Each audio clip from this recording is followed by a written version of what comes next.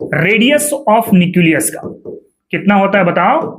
10⁻⁻15 metre. Fraction नहीं होगा, मतलब 1.5 नहीं लेके चलेंगे। तो अगर नीचे से ऊपर की तरफ जाता है, लोअर से हायर की तरफ जाता है, इनर से आउटर की तरफ जाता है, तो एनर्जी एब्जॉर्ब करेगा। n² upon 4π² mkze²। 0.529 into 3 solve करेंगे 1.5 माइनस 21.8 इंटू 10 सेल का वैल्यू कितना मिल चुका है? 2 मिल चुका है। अब सेल अगर 2 मिल गया तो रेडियस निकाल सकते हैं।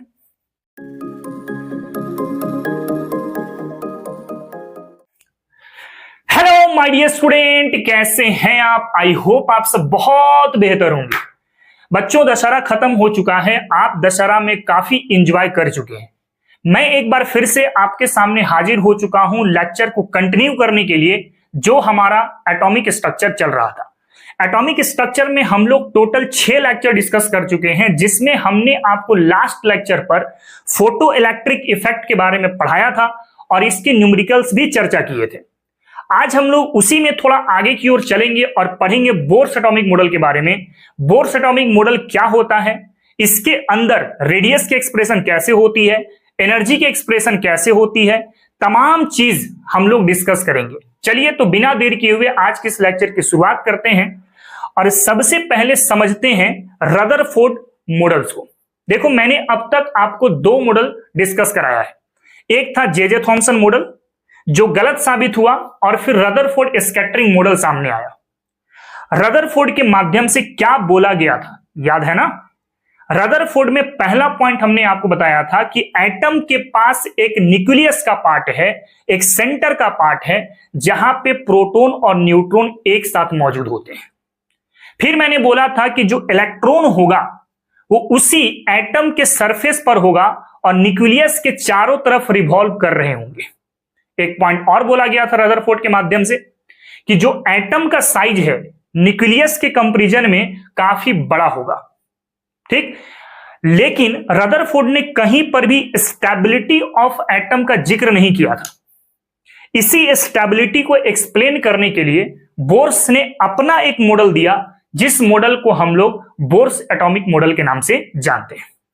लेकिन ध्यान देना, बोर्स साहब ने रदरफोर्ड की पूरी बातें गलत साबित नहीं करी है।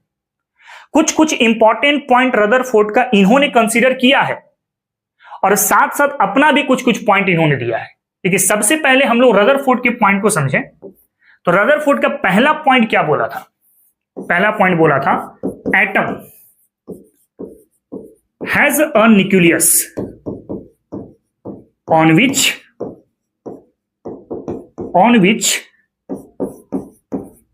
Proton and neutron are present. ये पहला पॉइंट किसके द्वारा बोला गया था? बोर्स एटॉमिक मॉडल नहीं, रदरफोर्ड एटॉमिक मॉडल, है ना। रदरफोर्ड के द्वारा यहां पे एक और बात बोला गया था, proton and neutron together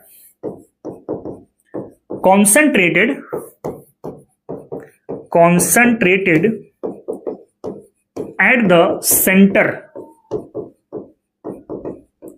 of an atom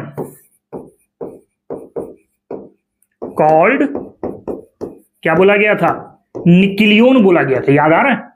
nucleon बोला गया था। और एक पॉइंट रदरफोर्ड ने क्या कहा था? Size of nucleus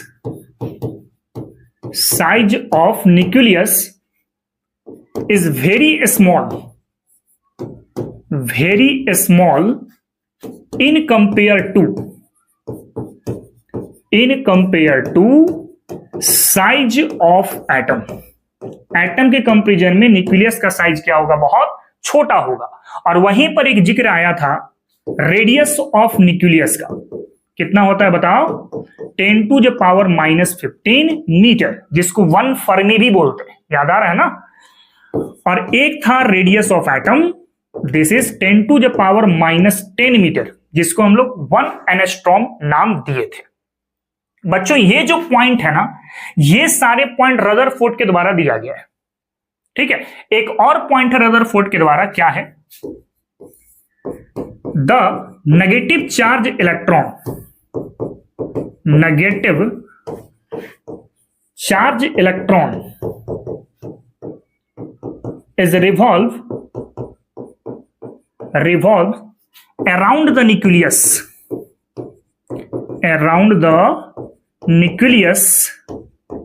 in circular path with definite velocity called orbits।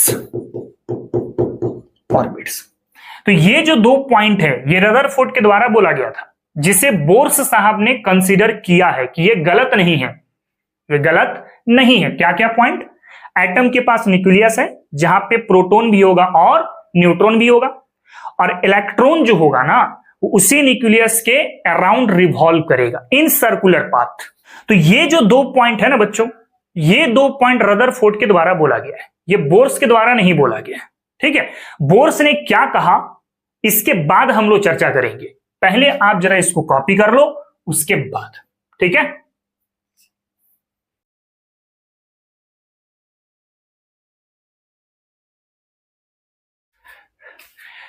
चलो अब आगे बढ़ते हैं हम लोग। तो अब यहां से हम लोग डिस्कस करेंगे बोर्स के पॉइंट की। देखो बोर्स ने क्या कहा, रदरफोर्ड तो दो पॉइंट बोला कि सर एटम के पास न्यूक्लियस है जहां पे प्रोटॉन न्यूट्रॉन होगा और इलेक्ट्रॉन उसी न्यूक्लियस के चारों ओर सर्कुलर पाथ पे रिवॉल्व करेंगे। अब बोर्स ने क्या कहा, electron revolves only on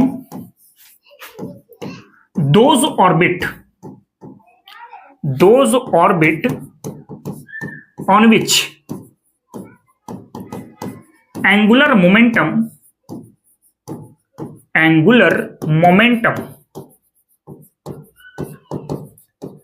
is equal to the nh/2π। ठीक, रदरफोर्ड ने बोला कि इलेक्ट्रॉन सर्कुलर पाथ पे रिवॉल्व करेगा।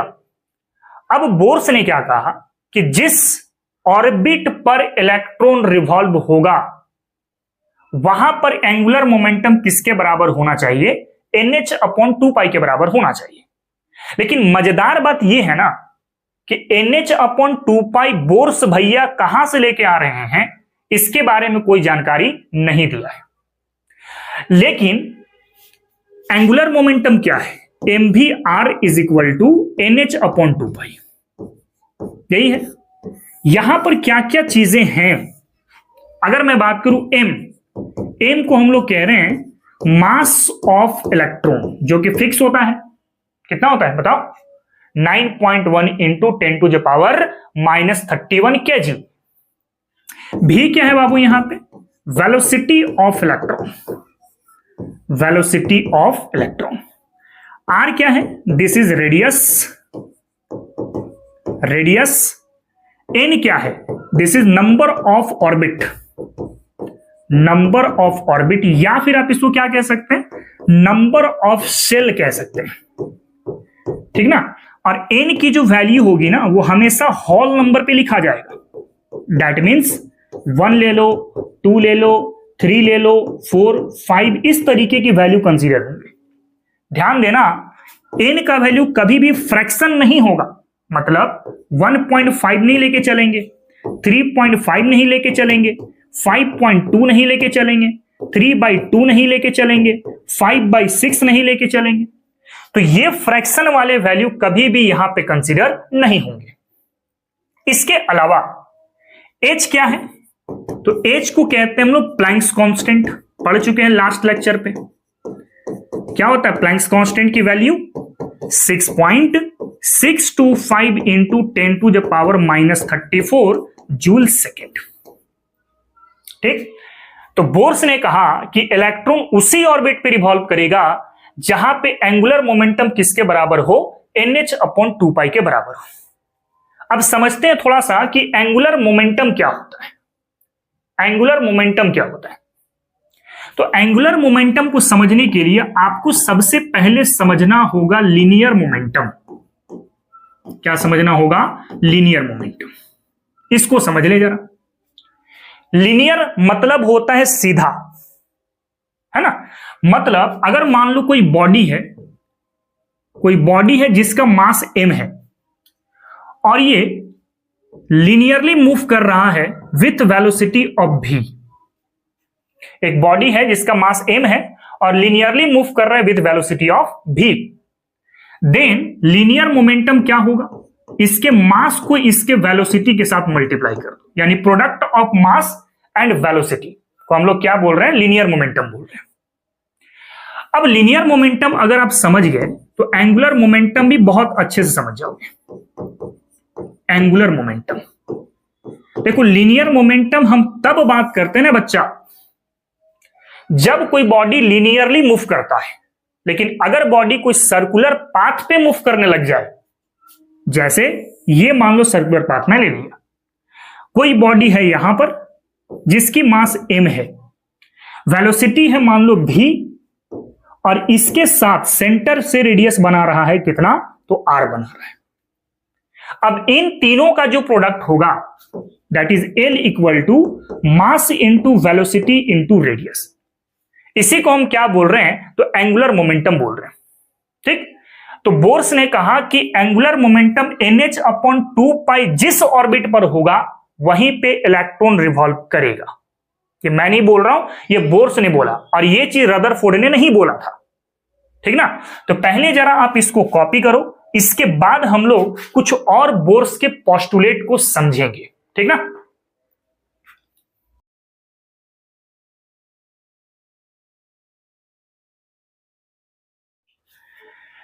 चलिए अब आगे की ओर मूव करते हैं।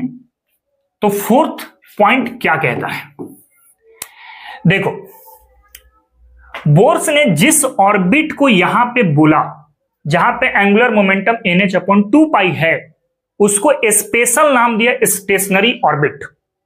स्टेशनरी का मतलब होता है कि उस ऑर्बिट पर एनर्जी कभी बदलेगा नहीं, एनर्जी कांस्टेंट होंगे, रिमेन सेम होंगे। ठीक, तो चौथा पॉइंट क्या कहता है बोर्स एटॉमिक मॉडल का? द ऑर्बिट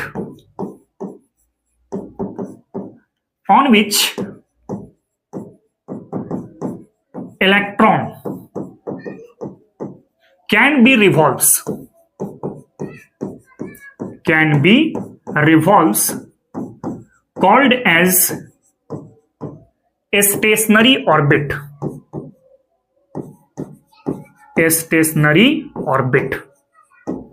स्टेशनरी ऑर्बिट कहने का मतलब energy of electron in these orbit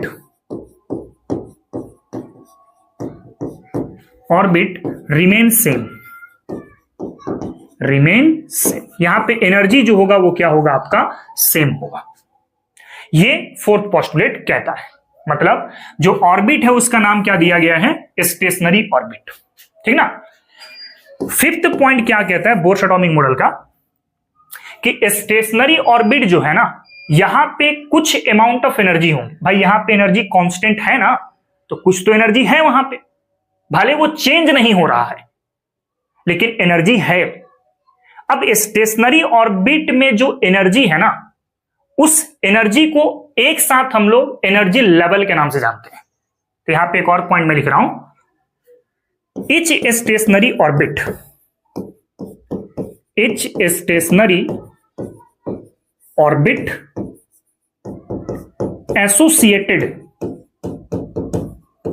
associated with definite amount of energy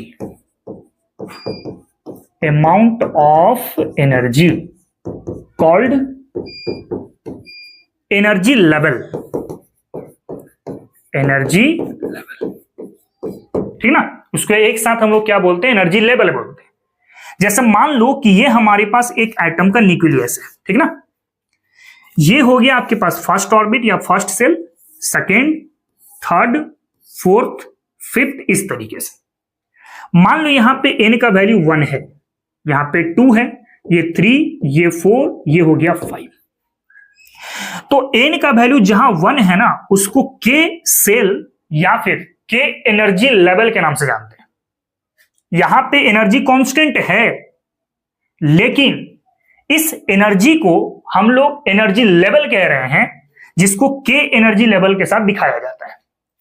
जहां पे n की वैल्यू 2 हो जाएगी उसको l एनर्जी लेवल बोलेंगे, 3 हो जाएगी तो m एनर्जी लेवल, 4 हो जाएगी तो n एनर्जी लेवल, और 5 हो जाएगी तो o एनर्जी लेवल। इस तरीके से आप बढ़ाते हुए भी चल सकते हैं, o के बाद p, q, r, s, t, इस तरीके से, ठीक ना। तो स्टेशनरी ऑर्बिट के अंदर कुछ एनर्जी मौजूद है, जिसको हम लोग क्या बोल रहे हैं, एनर्जी लेवल बोल रहे हैं।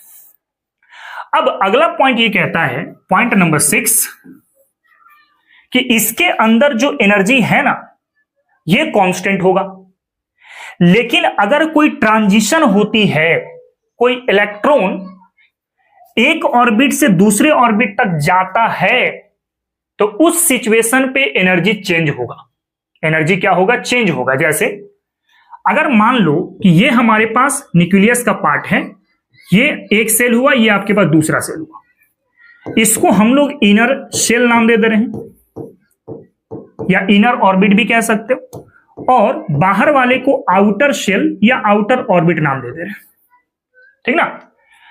एक इलेक्ट्रॉन इनर शेल पर है, तो यहां पर तो इसकी एनर्जी फिक्स है, लेकिन जैसे ये इलेक्ट्रॉन एक सेल से जंप मार के दूसरे सेल पे चला जाएगा, तो ऐसे सिचुएशन पे एनर्जी बदल जाएगी, ठीक ना।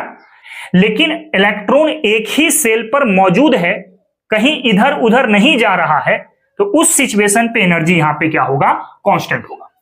लेकिन इलेक्ट्रॉन जंप मारा एक सेल से दूसरे सेल पे, तो यहां पे एनर्जी बदलेगी आपकी, ये बोर्स ने कहा। और एक एक डायग्राम ले लो, जैसे मान लो ये न्यूक्लियस से ये फर्स्ट सेल हुआ, ये आपके पास सेकंड सेल हो गए। मैं इसको दिखा रहा हूं inner shell, this is inner shell, और इसको मैं बोल रहा हूं आउटर शेल। इस बार मान लो इलेक्ट्रॉन यहां पे मौजूद है, बाहरी वाले सेल पे, तो अभी यहां पे तो एनर्जी क्या है, कांस्टेंट है। लेकिन अगर ये इलेक्ट्रॉन ट्रांजिशन हुआ दूसरे ऑर्बिट पर, तो इस सिचुएशन पे यहां पे एनर्जी क्या होगा, बदल जाएगा, ठीक ना। अब ध्यान से देखना एक बार, अगर इनर सेल से इलेक्ट्रॉन आउटर के तरफ जाता है, इनर कहने का मतलब क्या हुआ, नीचा, आउटर कहने का मतलब क्या हुआ, ऊपर। तो अगर नीचे से ऊपर के तरफ जाता है, लोअर से हायर के तरफ जाता है, इनर से आउटर के तरफ जाता है, तो एनर्जी एब्जॉर्ब करेगा।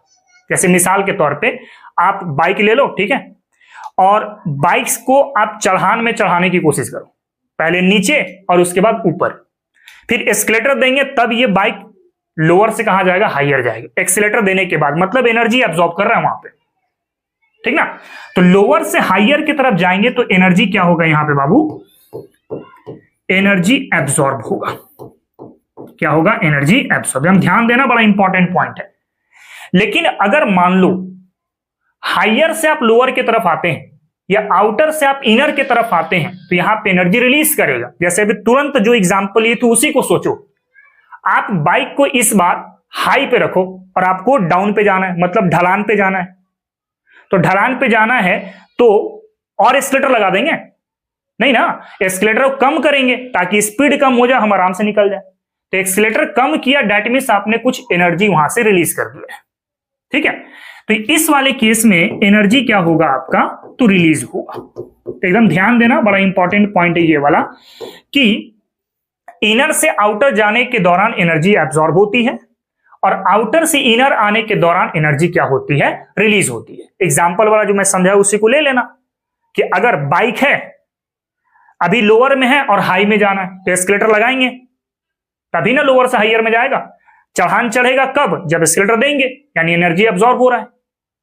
और अगर आप पहले से चढ़ान पर हैं और आपको ढलान पे आना है, तो एस्केलेटर कम करेंगे, यानी हायर से लोअर जाने के लिए एनर्जी कम हो रही है, यानी एनर्जी रिलीज हो रही है।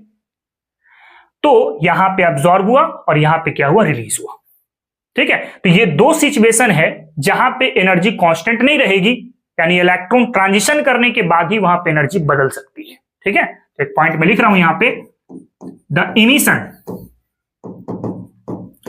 इमिशन और absorption of energy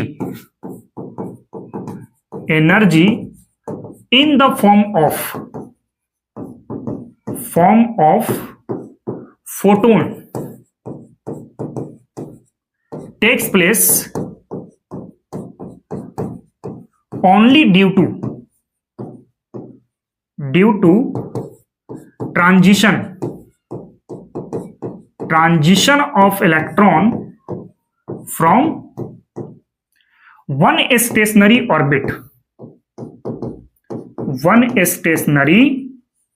orbit to another, एक स्टेशनरी ऑर्बिट से दूसरे स्टेशनरी ऑर्बिट तक जाने के दौरान ही एनर्जी आपका चेंज होगा। ठीक है, तो ये हमने 6 पॉइंट समझाया। ठीक है, इसको जरा आप कॉपी करो, और अगर कोई पॉइंट में आपको दिक्कत महसूस हो रहा है तो आप बेशक कमेंट में हमसे क्वेश्चन पूछ सकते हैं। ठीक ना,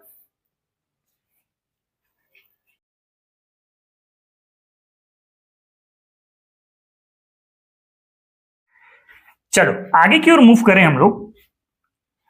तो 7th पॉइंट क्या कहता है?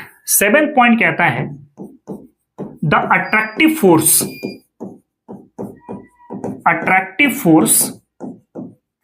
is equal to the centrifugal force।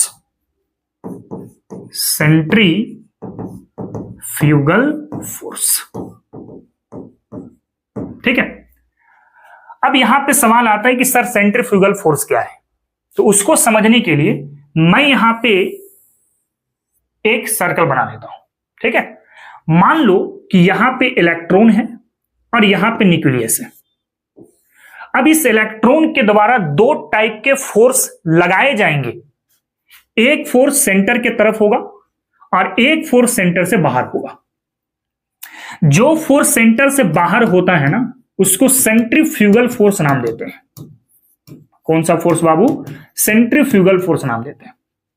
और जो फोर्स सेंटर की तरफ लग रहा है उसको नाम देते हैं सेंट्रीपिटल फोर्स। कौन सा फोर्स?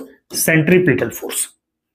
ठीक है, अच्छा यहां पे सेंट्रीपिटल फोर्स किसके तरह काम कर रहा है सोच के देखो तो।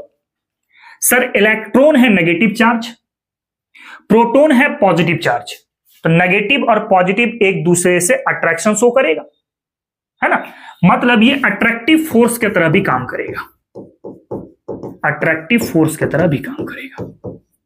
ठीक है ना, तो देखो आमतौर पे हम लोग कहते हैं कि सेंट्रीपिटल फोर्स ये सेंट्रीफ्यूगल फोर्स के बराबर होता है, सेंट्रीफ्यूगल फोर्स के बराबर होता है। भाई जब तक ये फोर्स बराबर नहीं होगा ना, तब तक ये बॉडी सर्कुलर पाथ पे रिवॉल्व नहीं कर सकता। ठीक है ना, अगर सर्कुलर पाथ पे रिवॉल्व करना है तो सेंट्रीपिटल फोर्स और सेंट्रीफ्यूगल फोर्स को बराबर करना है। ठीक है ना, अब देखें सेंट्रीपिटल के जगह पे अट्रैक्टिव फोर्स भी कह सकते हैं। इसका मतलब आप क्या कह सकते हो, अट्रैक्टिव फोर्स ये किसके इक्वल हो सकता है? तो सेंट्रीफ्यूगल फोर्स के इक्वल हो सकता है। क्यों? क्योंकि सर हमने सेंट्रीपिटल की जगह पे क्या बोला है? अट्रैक्टिव फोर्स बोला है। अब अट्रैक्टिव फोर्स यहां पर क्या होगा? KZE square upon R square, और सेंट्रीफ्यूगल फोर्स किसके बराबर होता है? MV square upon R। क्या क्या चीजें हैं यहां पर? K एक कांस्टेंट है, वैल्यू होता है 9 into 10 to the power 9।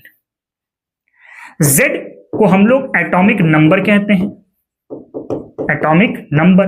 E क्या है? Basic unit of charge 1.6 into 10 to the power -19 coulomb. R क्या है? रेडियस। रेडियस कौन सा रेडियस? कौन सा रेडियस? ये नेगेटिव चार्ज और इस प्रोटॉन के बीच का रेडियस, दिस इज R। ठीक है, इसके बाद M क्या है? M क्या है? तो मास of electron, mass of electron, इस इलेक्ट्रॉन का मास। v क्या है? Velocity of electron, velocity of electron.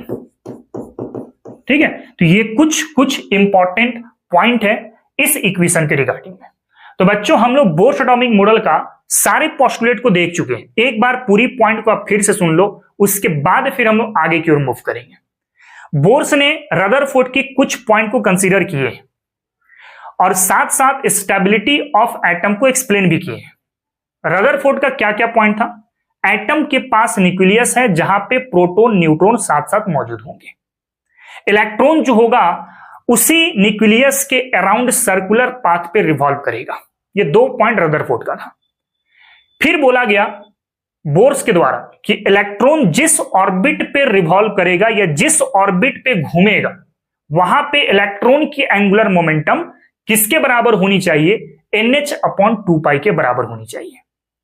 फिर हमने अगला पॉइंट क्या बताया आपको कि जो ऑर्बिट पे इलेक्ट्रॉन है उस ऑर्बिट को बोर्स ने स्टेशनरी ऑर्बिट नाम दिया है।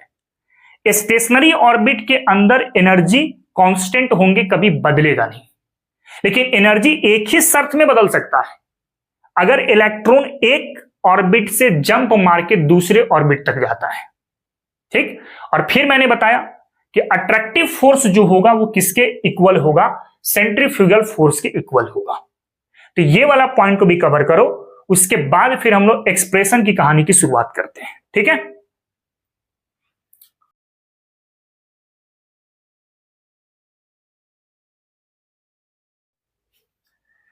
चलो आगे की ओर मूव करते हैं। तो नेक्स्ट हम लोग को पढ़ना है expression of radius. Expression of radius, कौन सी रेडियस की बात कर रहे हैं? जैसे कि मान लो ये हमारे पास एटम है, ठीक ना, ये हमारे पास न्यूक्लियस है और यहां पे बाबू इलेक्ट्रॉन है। तो हम लोग यहां से इसका रेडियस निकालने की बात कर रहे हैं कि ये कितना होगा, ये आपको पता करना है। ठीक ना, तो सबसे पहले हम लोग तो एक चीज जाने हैं कि अट्रैक्टिव फोर्स ये किसके इक्वल होगा? सेंट्रीफ्यूगल फोर्स के इक्वल होगा। सही है, अट्रैक्टिव फोर्स कहने का मतलब kZe²/r² और सेंट्रीफ्यूगल फोर्स कहने का मतलब mv²/r। देखें, एक r से एक r कटेगा, v² बराबर आप क्या लिख सकते हैं? इसको क्रॉस मल्टीप्लाई करना पड़ेगा, दैट इज kZe²/m r। इसको मान लीजिए आप इक्वेशन नंबर फर्स्ट। सही है ना। नाउ अब चलेंगे हम लोग from bourse atomic model. Bourse atomic model, ठीक है। देखो, बोर्स एटॉमिक मॉडल का सबसे इंपॉर्टेंट पॉइंट कौन सा कहलाता है? तो mvr is equal to NH/2π कहलाता है। क्वेश्चन पूछा भी गया है कि बोर्स एटॉमिक मॉडल का सबसे इंपॉर्टेंट पॉइंट कौन सा है? This is angular momentum equal to NH/2π। अब यहां से v बराबर क्या लिख सकते हो? NH/2πm into r, cross multiply कर दिए। Now squaring both side, squaring both side. अगर दोनों साइड आप स्क्वायर लगा लेते हैं तो स्क्वायर लगाने के बाद क्या मिलेगा? देखें जरा, v² इज इक्वल टू, इसका भी स्क्वायर लगेगा ना, तो n²h²/4π², n² एंड r²। इसको मान लीजिए आप इक्वेशन नंबर सेकेंड। अब फर्स्ट इक्वेशन और सेकेंड इक्वेशन को कंपेयर कर दो, रिजल्ट आ जाएगा। From equation first and second, दोनों इक्वेशन को अगर आप कंपेयर करते हैं तो लेफ्ट वाला v², यहां भी लेफ्ट वाला v², तो राइट वाला दोनों क्या होगा? इक्वल होगा। तो kZe²/m into r is equal to n²h²/4π² m² and r²। ठीक है ना, एक m से एक m कट जाएगा आपका, एक r से एक r कट जाएगा, r को ऊपर कर दो क्रॉस मल्टीप्लाई करके, तो r बराबर रिजल्ट क्या मिला? n² h² 4 pi square M K Z E square. यानी ये आपके पास रेडियस का एक्सप्रेशन हुआ, जिसको आप बोर्स रेडियस भी कह सकते हैं। ठीक ना। अब न्यूमेरिकल करने के लिए हम लोग इसको थोड़ा सा डिफरेंट टाइप में कंसीडर करते हैं। ठीक है ना। मैं इसको ऐसा लिख रहा हूं, R is equal to H square upon 4 pi square M K E square into N square upon Z. इसको हमने ऐसे लिखा, क्यों लिखा? क्योंकि ये जो आपके पास मिल रहा है ना, ये पूरी वैल्यू कांस्टेंट है, स्थिरांक है। देखें h क्या है? प्लैंक्स कांस्टेंट, वैल्यू पता है 6.625 into 10 to the power minus 34। Pi का वैल्यू कांस्टेंट होता है 3.14। m mass of electron constant है 9.1 into 10 to power minus 31 kg। k भी कांस्टेंट है 9 इंटू 10 टू द पावर 9। और इलेक्ट्रॉन का चार्ज भी कांस्टेंट होता है 1.6 into 10 to the power minus 19 coulomb. अब सारे कांस्टेंट का वैल्यू यहां पर रखोगे और सॉल्व करोगे तो एक रिजल्ट मिल जाएगा, R इज इक्वल टू 0.529। यहां पे सारे वैल्यूज रखने के बाद सॉल्व करोगे तो वैल्यू निकल के आता है 0.529 into N square upon Z. और याद रखना ये किस यूनिट में आपको मिलेगा? ये मिलेगा एंगस्ट्रॉम की यूनिट में। ठीक है, जहां पे एन क्या है बच्चा? नंबर ऑफ शेल, और जेड क्या है? This is atomic number. Clear? तो इस तरीके से हम लोग बोर्स रेडियस का एक्सप्रेशन करते हैं। आप इस वाले को याद रखना, डायरेक्ट जेई में क्वेश्चन पूछता है विच ऑप्शन इज करेक्ट करके, और ये वाला पॉइंट भी याद रखना आपके न्यूमेरिकल्स करने के लिए। ठीक ना। ये दो इंपॉर्टेंट रिजल्ट निकल करके आए हैं, इसको जरा कॉपी करो, इसके बाद फिर हम लोग इसके कुछ न्यूमेरिकल्स करते हैं। क्लियर?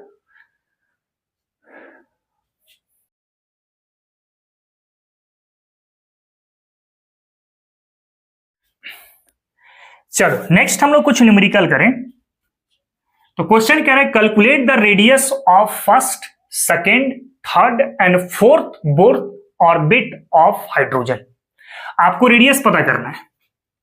सबसे पहले फर्स्ट सेल के लिए, उसके बाद सेकेंड सेल के लिए, उसके बाद थर्ड सेल के लिए, और उसके बाद फोर्थ सेल के लिए।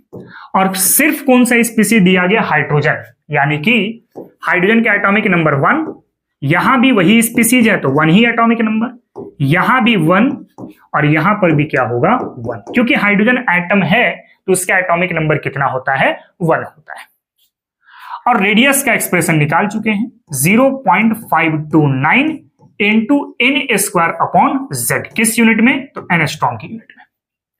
अब ये वैल्यूज यहां पर रखो, सॉल्व करो, आंसर आ गया। That is R1 is equal to क्या मिलेगा? 0.529। एन की जगह पे 1 रखो, 1 का स्क्वायर, जेड की जगह पे 1, ये और ये आपका कटेगा तो R1 बराबर निकल के आएगा 0.529 एंगस्ट्रॉम। नेक्स्ट है R2, मतलब सेल का वैल्यू आपको 2 करना है, सेकेंड सेल की बात करनी है।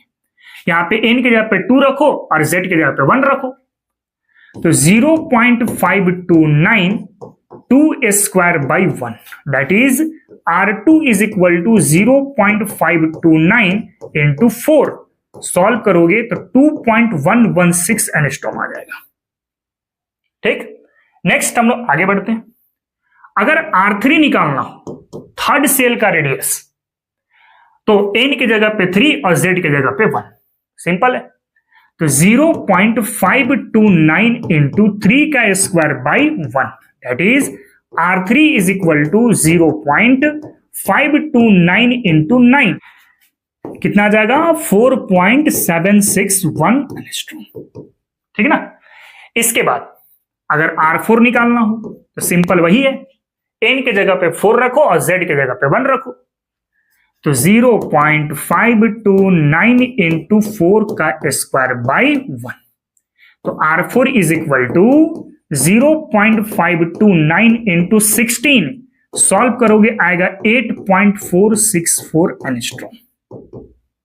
ठीक है, तो इस तरीके से आप रेडियस निकालते हैं। कहने का मतलब ये है कि अगर मान लो ये हाइड्रोजन का न्यूक्लियस है और ये फर्स्ट ऑर्बिट है, सेकेंड ऑर्बिट है, थर्ड ऑर्बिट है और फोर्थ ऑर्बिट है, तो फर्स्ट ऑर्बिट का रेडियस कितना है, दैट इज R1। ठीक है, सेकेंड ऑर्बिट का रेडियस कितना है, R2 ये वाला, थर्ड ऑर्बिट का रेडियस कितना है, R3 और फोर्थ का रेडियस कितना है, दैट इज R4। देख रहे हो, तो इस तरीके से हम लोग कैलकुलेट करते हैं। फटाक से कॉपी करो, अगले क्वेश्चन के बारे में बात करते हैं। ठीक है,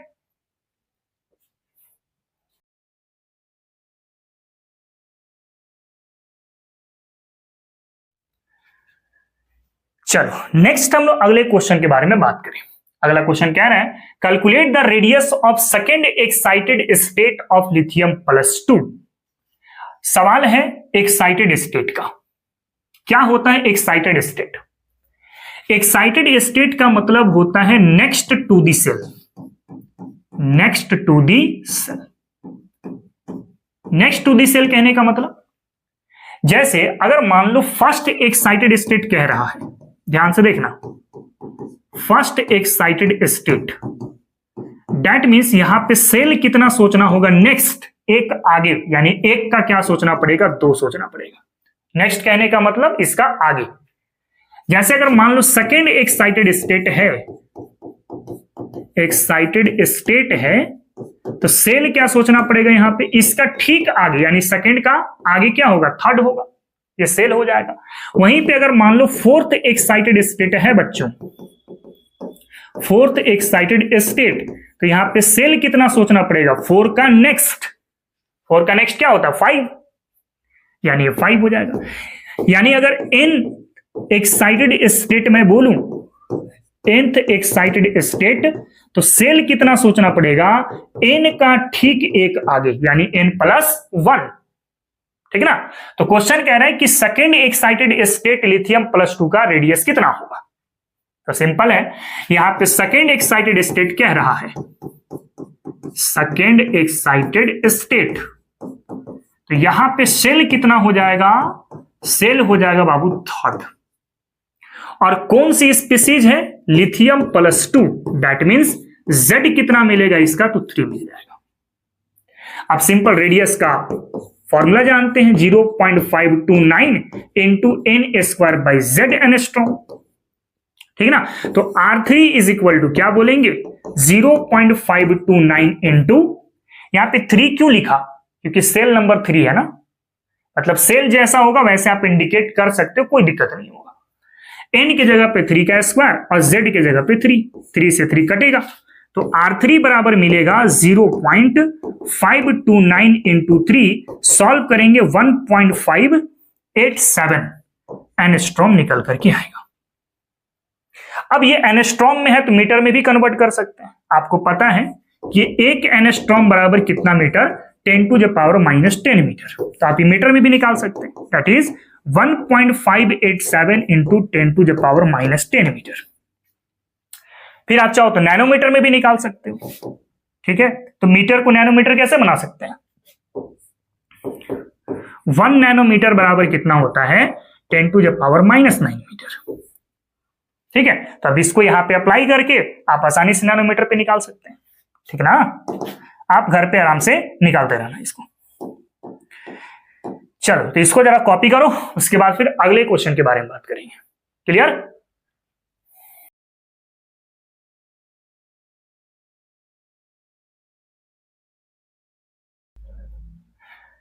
चलो अगला क्वेश्चन देखें, तो अगला क्वेश्चन कह रहा है कि calculate the radius ratio of second excited state of hydrogen and first excited state of lithium +2। आपके पास एक तरफ है सेकेंड एक्साइटेड स्टेट है ना, excited TED, excited state, that means cell कितना हो जाएगा बच्चा, ये 3, और हाइड्रोजन का एटॉमिक नंबर कितना, तो 1। यानी R3 बराबर क्या लिखना पड़ेगा, 0.529 इंटू 3 का स्क्वायर बाई 1। इसको मान लो इक्वेशन नंबर 1। नेक्स्ट है हमारे पास first excited state. First excited state, ठीक है। तो फर्स्ट एक्साइटेड स्टेट कहने का मतलब सेल यहां पर कितना हो गया, तो सेल हो गया यहां पे सेकंड, और Z लिथियम का एटॉमिक नंबर कितना, तो 3 हो गया। अब R2 आप यहां पे कह सकते हो 0.529 इंटू 2 का स्क्वायर बाई 3, इसको मान लीजिए इक्वेशन नंबर सेकंड, ठीक ना। अब दोनों इक्वेशन को आप डिवाइड कर दो, first divide by second, that is R3 by R2 is equal to 0.529, 3 का स्क्वायर बोले तो 9 बाई 1 डिवाइड बाई 0.529 इंटू 2 का स्क्वायर 4 डिवाइड बाई 3, ये और ये कैंसिल आउट, ये ऊपर चला जाएगा, तो 9 into 3 by 4 that is 27 by 4, ये इसका रेशियो मिलेगा। आई थिंक आपको मैटर समझ में आ गया होगा। तो इस तरीके से हमारे पास बोर्स रेडियस का न्यूमेरिकल्स बनता है। हर प्रकार के न्यूमेरिकल्स हमने आपको करवा दिए हैं, इसको जरा कॉपी करो, उसके बाद फिर हम लोग एक्सप्रेशन ऑफ एनर्जी के बारे में बात करेंगे, ठीक ना।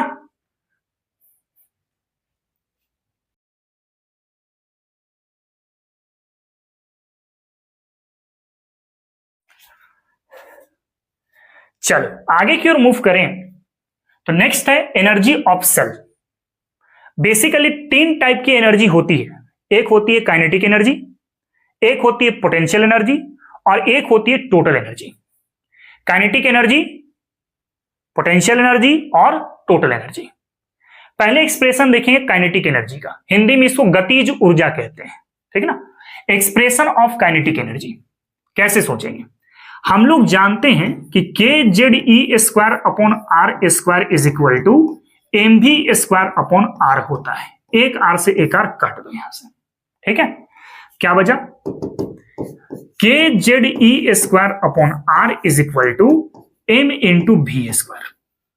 नाउ मल्टीप्लाई बाई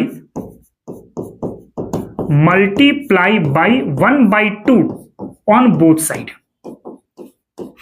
दोनों साइड 1/2 से मल्टीप्लाई करते हैं, तो क्या मिला 1/2 KZE square upon R is equal to 1/2 MV square. Now आपको पता है कि ये जो 1/2 MV स्क्वायर है, इसको हम लोग क्या बोलते हैं, this is kinetic energy, kinetic energy, गतिज ऊर्जा। देयरफॉर रिजल्ट क्या मिला हमारे पास, kinetic energy is equal to, इसको KE से दिखा दो, ठीक ना। तो KE बराबर क्या मिल गया, half KZE square upon R, that is 1/2 KZE square upon R। ये काइनेटिक एनर्जी का एक्सप्रेशन हुआ। नाउ इसके बाद पोटेंशियल एनर्जी का एक्सप्रेशन देखते हैं। PE कहने का मतलब है पोटेंशियल एनर्जी, है ना। PE कहने का मतलब है पोटेंशियल एनर्जी। पोटेंशियल एनर्जी को हम लोग क्षमता या टेंडेंसी वाले एनर्जी कह सकते हैं, ठीक है। पोटेंशियल एनर्जी क्या होता है, पोटेंशियल एनर्जी को मैं ऐसा लिख रहा हूं, EP is equal to integration of force into dr, this is potential energy expression. अब यहां से हम लोग आगे बढ़े थोड़ा, हम लोग जानते हैं फोर्स बराबर क्या था, KZE square upon R square into dr।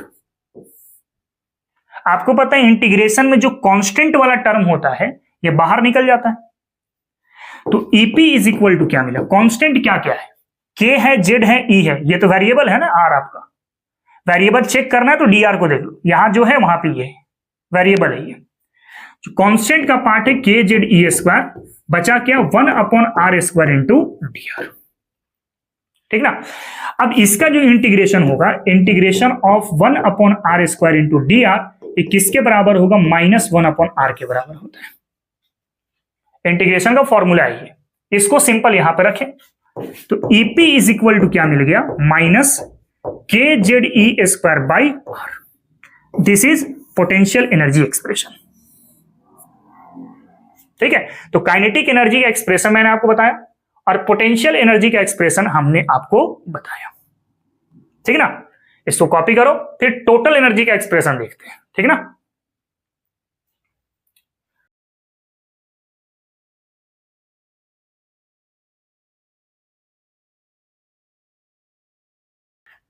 चलो आगे मूव करें तो नेक्स्ट है एक्सप्रेशन ऑफ टोटल एनर्जी। देखो टोटल एनर्जी को मैं ई कह रहा हूं, this is total energy. Total energy क्या होता है? Total energy basically kinetic energy और पोटेंशियल एनर्जी का सम होता है। मतलब पोटेंशियल एनर्जी और काइनेटिक एनर्जी को जोड़ दोगे तो टोटल एनर्जी आपको पता चल जाएगा। मतलब काइनेटिक एनर्जी प्लस क्या होगा? पोटेंशियल एनर्जी, ठीक ना। तो टोटल एनर्जी, काइनेटिक एनर्जी कितना था? Half K Z E square upon R, और पोटेंशियल एनर्जी कितना था? Minus K Z E square upon R. अब सिंपल इसको सॉल्व कर दो तो E is equal to 1/2 K Z E square upon R, plus minus क्या होगा? Minus K Z E square upon R. ना इसको अगर सॉल्व करोगे तो क्या रिजल्ट आएगा? एनर्जी इज इक्वल टू 1 से 1/2 गया तो -1/2 बचेगा, -1/2 K Z E square upon R. This is expression of total energy, ठीक है। अब यहां पे कुछ रिलेशन भी आपको पता करना होता है। क्या रिलेशन है? Relation between kinetic energy and total energy. तो काइनेटिक एनर्जी का रिलेशन क्या है? टोटल एनर्जी के साथ, ये आपको पता करना है। तो दोनों को डिवाइड करके निकालो। काइनेटिक एनर्जी क्या था? Half K Z E square upon R. Total energy कितना मिल चुका है? देखो तो ये वाला है टोटल एनर्जी, टीई कहने का मतलब टोटल एनर्जी ना, minus half K Z E square upon R. ये और ये आपका कैंसिल आउट हुआ, बचा क्या? -1। इसको अगर क्रॉस मल्टीप्लाई करोगे तो काइनेटिक एनर्जी बराबर रिजल्ट क्या मिलेगा? क्रॉस मल्टीप्लाई करें तो माइनस टोटल एनर्जी, ठीक है। इसको जरा कॉपी करो, फिर और भी कुछ रिलेशन हम डिस्कस करेंगे। क्लियर?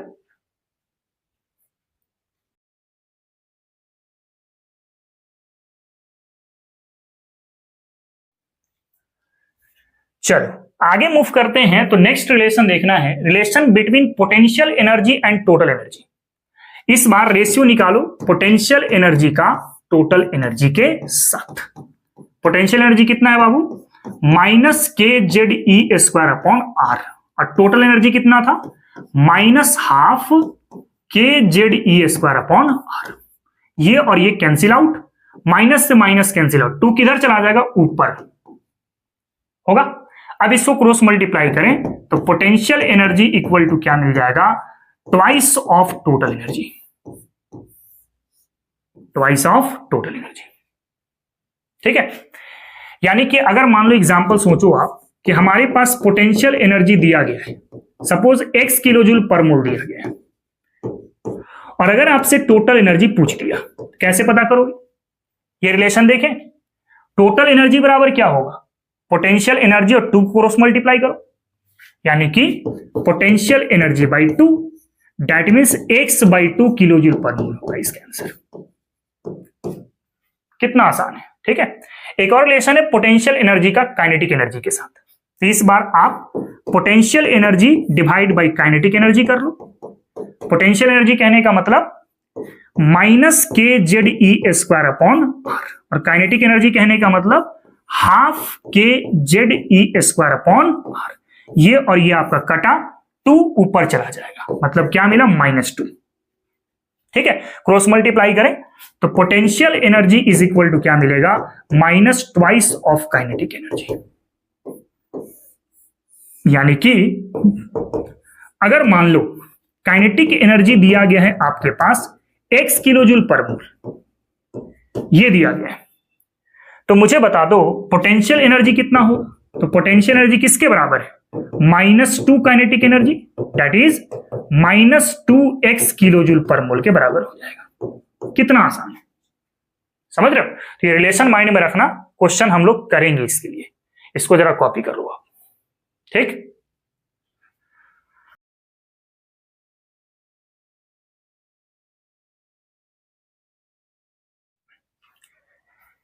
चलो आगे की ओर मूव करते हैं तो नेक्स्ट डिस्कस करना है एक्सप्रेशन ऑफ बोर्स एनर्जी। देखो आपने जितने एनर्जी देखे ना अभी, वो काइनेटिक एनर्जी का एक्सप्रेशन था, पोटेंशियल एनर्जी का एक्सप्रेशन था और टोटल एनर्जी का एक्सप्रेशन था। लेकिन बोर्स एनर्जी का एक्सप्रेशन कैसे होगा? बोर्स एनर्जी को मैं E के साथ दिखा रहा हूं, दैट इज टोटल एनर्जी। ये क्या है? टोटल एनर्जी है। और टोटल एनर्जी आप निकाल चुके हैं -12 kZe²/r। इसको मान लो इक्वेशन नंबर 1, अभी जस्ट निकाला है आपने। और आज ही हम लोग रेडियस निकाल चुके हैं। रेडियस का एक्सप्रेशन क्या था? n²h²/4π² kZe²।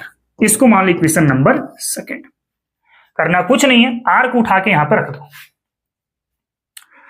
Equation 2 putting on equation 1 on equation 1।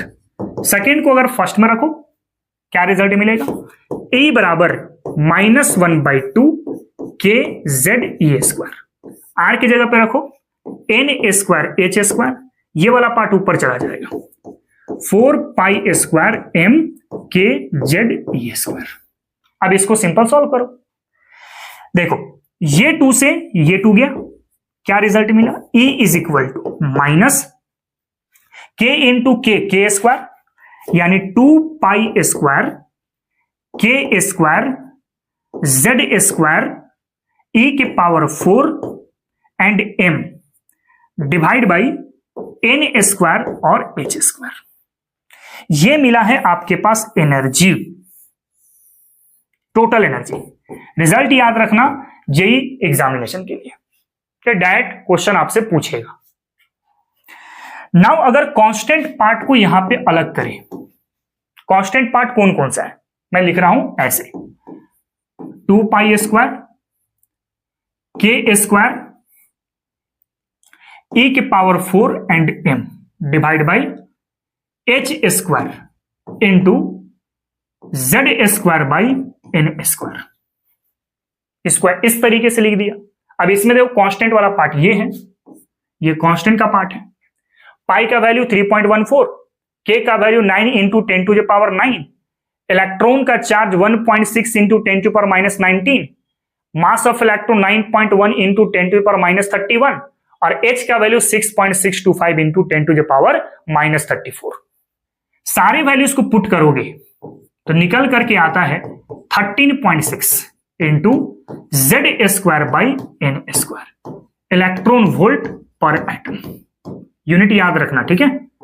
ये जो है आपका इलेक्ट्रॉन वोल्ट पर एटम के फॉर्म में मिला। अब इसको जूल पर एटम के फॉर्म में कैसे कन्वर्ट करोगे? एक चीज हम लोग जानते हैं, चूंकि 1 इलेक्ट्रॉन वोल्ट किसके बराबर होता है? 1.6 इंटू 10⁻⁻19 जूल के बराबर। तो अगर इसको इससे मल्टीप्लाई कर देंगे तो जूल पर एटम में मिल जाएगा। मतलब एनर्जी बराबर -13.6 into 1.6 into 10⁻⁻19 Z² by n², ये आ जाएगा जूल पर एटम के फॉर्म में। ठीक है, यानी कि ये रिजल्ट क्या मिलेगा? -21.8 इंटू 10⁻⁻19 Z² बाई n², ये आ गया जूल पर एटम के फॉर्म में। आप चाहें तो किलो जूल पर मोल में भी निकाल सकते हैं और किलो कैलोरी पर मोल में भी निकाल सकते हैं। बस आपको यहां पे ध्यान क्या रखना होगा, 1 इलेक्ट्रॉन वोल्ट में कितना किलो जूल पर मोल होगा इसको देख लो और इसको इससे मल्टीप्लाई कर दो। अगर आप यहीं से अप्लाई करते हैं तो एनर्जी बराबर -13.6 into 96.49 into Z² by n², तो ये आ जाएगा किलो जूल पर मोल में। यहीं से देख सकते हो 1 इलेक्ट्रॉन वोल्ट में इतना किलो जूल पर मोल होता है, तो इसको इससे मल्टीप्लाई कर दिया तो किलो जूल पर मोल में आ जाएगा ना। अब इसको अगर आप सॉल्व करोगे ना तो ये आएगा -1312 Z² by n² kilo joule per मोल। ये किस फॉर्म में मिला बाबू? ये मिल गया हमारे पास किलो जूल के फॉर्म में। और किलो कैलोरी के फॉर्म में निकालना तो यहीं से सोच के देखो, यहीं से सोच के देखो क्या करना होगा, 1 इलेक्ट्रॉन वोल्ट बराबर 23.06 किलो कैलोरी पर मोल होता है। तो इसको उठा के सिंपल यहां रख दो और मल्टीप्लाई कर दो, ठीक ना। तो आप किलो कैलोरी के फॉर्म में क्या लिखोगे, E is equal to -13.6 into, इससे मल्टीप्लाई करो 23.06 Z square by N square, ये आएगा किलो कैलोरी पर मोल पर। अब सॉल्व करें इसको, तो E बराबर निकल के आएगा -313.6 Z square by N square kilo calorie पर मोल। ठीक है, ये आपके पास सारे यूनिट के फॉर्म में हमने करवा दिया। देखो एक चीज याद रखो, सारे वैल्यूज को याद रखने की कोई आवश्यकता नहीं है, आप सिंपल इसको माइंड में रखो और डिपेंडिंग ऑन क्वेश्चन दूसरे यूनिट में ट्रांसफर हम लोग कर सकते हैं। जूल बनाने के लिए इससे मल्टीप्लाई करो, किलो जूल बनाने के लिए इससे मल्टीप्लाई करो, और किलो कैलोरी बनाने के लिए इससे मल्टीप्लाई करो। मेन आपको ये याद रखना है। क्लियर, कॉपी करो, कुछ न्यूमेरिकल्स करेंगे यहां पे, ठीक है।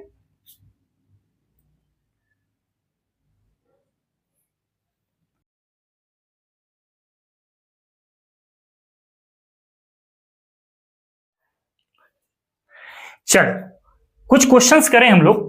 क्वेश्चन है, calculate the energy of lithium +2 atom for second excited state. आपको मैंने बताया सेकेंड एक्साइटेड स्टेट कह रहा है, तो बताओ इसमें सेल कितना कंसीडर करोगे। सेल दैट इज n, इसका ठीक आगे वाला, यानी सेकेंड का आगे क्या होता है, थर्ड सेल सोचना होगा यहां पे। और लिथियम बोल रहे हैं तो एटॉमिक नंबर ऑफ लिथियम कितना होता है, तो 3 होता है। तो एनर्जी बराबर क्या होता है, -13.6 into Z square by N square electron volt पर एटम। अभी जस्ट हम लोग इसको ड्राइव किए हैं, करना कुछ नहीं है, Z की वैल्यू पटको और सेल की वैल्यू पटको। तो एनर्जी बराबर -13.6, Z के जगह पे 3 का स्क्वायर, N के जगह पे 3 का स्क्वायर, कट गया। तो एनर्जी बराबर मिला -13.6 इलेक्ट्रॉन वोल्ट पर एटम। आप बाकी यूनिट में निकाल सकते हैं, कैसे, जैसे मान लो इलेक्ट्रॉन वोल्ट को हम लोग जूल में ट्रांसफर करें, इसको कैसे निकाल सकते हैं, -13.6 इंटू 1.6 इंटू 10⁻⁻19। अब ये जूल पर एटम में मिल जाएगा। इलेक्ट्रॉन वोल्ट पर एटम में था, अब जूल में कन्वर्ट हो गया। अगर मान लो इसी एनर्जी को किलो जूल में कन्वर्ट करना चाहते हो, तो किलो जूल में कन्वर्ट करने के लिए किससे मल्टीप्लाई करते हो, 96.49 से, है ना। तो करो कुछ नहीं, सिंपल -13.6 जो आया 96.49 से मल्टीप्लाई कर दो, तो ये किलो जूल पर मोल में कन्वर्ट हो जाएगा। कितना आसान है, ठीक है। इसके बाद अगर मान लो किलो कैलोरी की फॉर्म में करना चाहते हो, तो आपको पता है कि 1 इलेक्ट्रॉन वोल्ट में कितना किलो कैलोरी, 23.06, इसको मल्टीप्लाई करो, यानी कि -13.6 इंटू 23.06। अब ये आ जाएगा किलो कैलोरी पर मोल में। अब क्वेश्चन जो यूनिट में पूछ रहा हूं, इलेक्ट्रॉन वोल्ट पर एटम में, या जूल पर एटम में, या किलो जूल पर मोल में, या किलो कैलोरी पर मोल में, इस तरीके से आप आसानी से ट्रांसफर कर सकते हैं। इसको कॉपी करो, उसके बाद आगे एक और क्वेश्चन डिस्कस करेंगे, ठीक ना।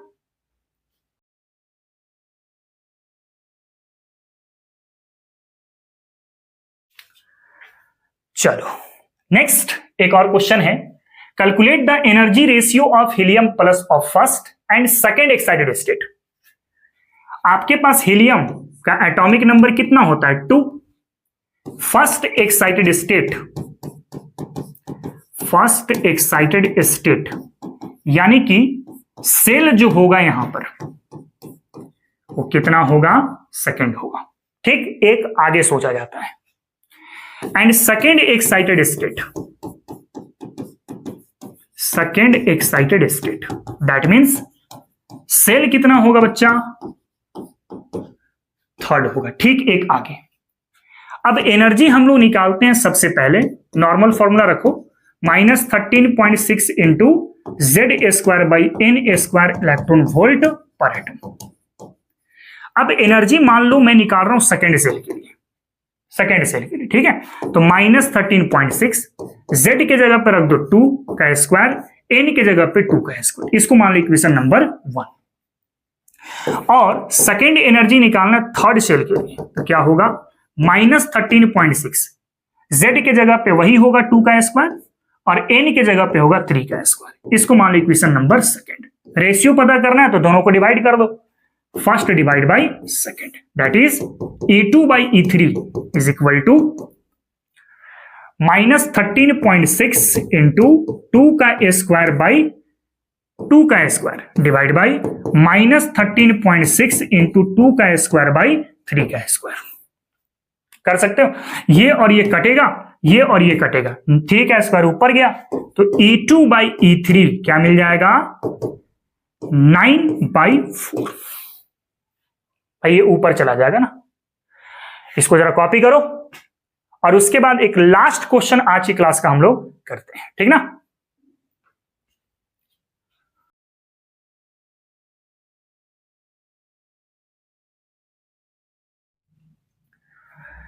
चलो अगले क्वेश्चन की तरफ बढ़े। क्वेश्चन है कि if the potential energy of an electron, यहां पे इलेक्ट्रोड लिखा गया है, इलेक्ट्रॉन होगा, इलेक्ट्रॉन, ठीक है, is -6.8 electron volt. Potential energy दिया गया है कितना, -6.8 इलेक्ट्रॉन वोल्ट। आगे कह रहे हैं इन हाइड्रोजन एटम, हाइड्रोजन एटम है तो Z का वैल्यू कितना होगा 1, हाइड्रोजन का एटॉमिक नंबर 1 होता है। Then find out kinetic energy of orbital where electron exist and radius of orbital. आपको काइनेटिक एनर्जी पता करना है, काइनेटिक एनर्जी कितना होगा ये पता करना है, और साथ में रेडियस ऑफ ऑर्बिटल कितना होगा ये पता करना है। सबसे पहले हम लोग काइनेटिक एनर्जी निकालते हैं। हम लोग जानते हैं वीनो, मैं लिख लिख के इसलिए बता रहा हूं ताकि न्यूमेरिकल्स आप बहुत अच्छे से कर सको। बहुत अच्छा क्वेश्चन मैं आपको करवा रहा हूं। यहां पे हम लोग जानते हैं twice of kinetic energy equal to क्या होता है, minus potential energy. Therefore kinetic energy बराबर क्या लिख सकते हो, minus potential energy by 2। Potential energy कितना है, -6.8 डिवाइड बाई 2, यानी कि 6.8/2 यानी कि 3.4 इलेक्ट्रॉन वोल्ट। ठीक है, अब अगर मान लो मैं टोटल एनर्जी निकालने के बारे में बोलूं, टोटल एनर्जी कैसे निकालोगे। हम लोग जानते हैं कि टोटल एनर्जी जो होता है ये माइनस काइनेटिक एनर्जी के बराबर होता है। रिलेशन हम लोग देख चुके हैं, यानी कि total energy equal to kinetic energy कितना है 3.4, तो -3.4 इलेक्ट्रॉन वोल्ट के बराबर होगा। अब एनर्जी मिल गया, हमारे पास एनर्जी मिल गया। नाउ हमारे पास टोटल एनर्जी मिल चुका है, कितना मिल चुका है, तो -3.4 इलेक्ट्रॉन वोल्ट मिल चुका है। और बोर्स एनर्जी एक्सप्रेशन से हम लोग जानते हैं कि एनर्जी बराबर क्या होता है, -13.6 into Z² by n² electron volt. करो कुछ नहीं, बस इस वाले वैल्यू को उठा के यहां पर रख दो, ठीक है। तो क्या मिलेगा, -3.4 is equal to -13.6 into Z² by n²। ये सॉल्व करना पड़ेगा, -13.6 इज इक्वल टू, अच्छा हाइड्रोजन का एटॉमिक नंबर 1 है तो 1 रख लो, डिवाइड बाई हो गया n का स्क्वायर। इसको कट करोगे 4 टाइम में चले जाएंगे, तो देखो क्या रिजल्ट मिल गया, 4 is equal to n²। Therefore n बराबर क्या हो गया, √4, दैट मीन्स 2। सेल का वैल्यू कितना मिल चुका है, 2 मिल चुका है। अब सेल अगर 2 मिल गया तो रेडियस निकाल सकते हैं। नाउ रेडियस का expression R is equal to 0.529 into n² by Z, that is R is equal to 0.529, n के जगह पर रख दो 2 का स्क्वायर, h के जगह पर रख दो 1, तो ये होगा 0.529 इंटू 4, यानी कि यहां पे 36 का 6 हो गया, 1 and 21, 2.116 एंगस्ट्रॉम। ठीक है, तो कुछ इस तरीके से ये क्वेश्चन सॉल्व होगा। करना कुछ नहीं है, एक एक एक्सप्रेशन में बता दिया हूं। पोटेंशियल एनर्जी से पहले काइनेटिक एनर्जी गए, जो क्वेश्चन में पूछा था। रेडियस निकालने के लिए पहले टोटल एनर्जी पता करना होगा। अब टोटल एनर्जी से हमने एन का वैल्यू पता कर लिया, नंबर ऑफ सेल, और सेल को रेडियस वाले फॉर्मूले में रख दिया तो आंसर आ गया। ठीक ना, इसको जरा आप कॉपी कर लो।